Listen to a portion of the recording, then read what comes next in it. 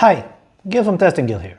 Everybody knows we can't automate something that we haven't run manually, even once.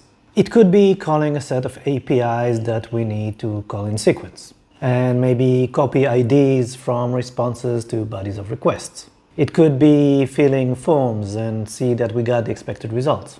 Only after we've seen that what we expected actually works, we can turn to automation. We can automate in different ways, and our AI helpers can really help us here, especially if they're familiar with applications just like ours. Now, our Bigger Better bookstore application is really unique, but there are other bookstores in the world. I fail to recall their names. But our bookstore still sells books. Users can look at book details, search and sort them by genre. It's like other bookstores. And if our AI compadres have been trained on them, they understand online shopping. And so they understand behavior of users as online shoppers. And that means they understand testing these applications. So if we like what we see, we can ask our AI, create a Playwright test for a valid login scenario.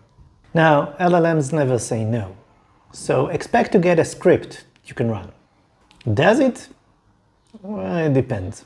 It may not run on the first run. Maybe it's not using the right locators for the elements on the screen. Maybe it does, but the system reacts differently. And maybe you're lucky and it runs just out of the box. If you weren't lucky, you still got a very good script to start working from. So it's still going to be a time saver. Now, let's say it does work, or you made it work. That's great, but the test that it created doesn't look like the rest of the test that you wrote. Why? Well, because you haven't written all your tests from scratch.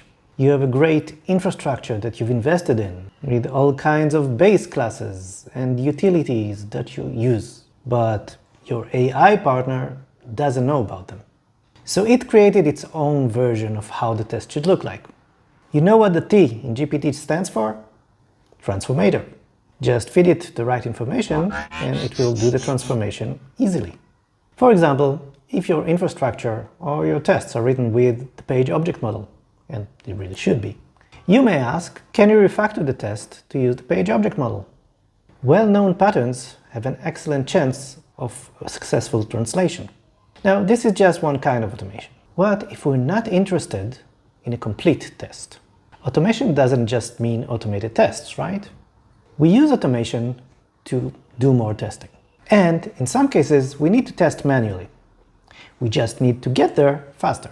Imagine that you have a new feature and every time you want to get there, you need to go through creating a new user, filling all the forms, and then logging in. Sure, we can do this manually, but why waste time? Let's ask for help in automating this process. And now I got a script, not a test, that gets me to the point where I can actually start doing my testing. By the way, both types of generation, the tests and the scripts, are marvelous for handing them over to a developer and asking them to fix the bug you just found. So if you really want to get to a point, you can ask your AI transformers. It can save you time on the way to automation. Thanks for watching. If you like this video, like, subscribe, share, and watch other videos on this channel. And in the comments below, tell me about how you are using AI to do transformations. For example, from manual to automation, and from automation to something else. Until next time, bye-bye.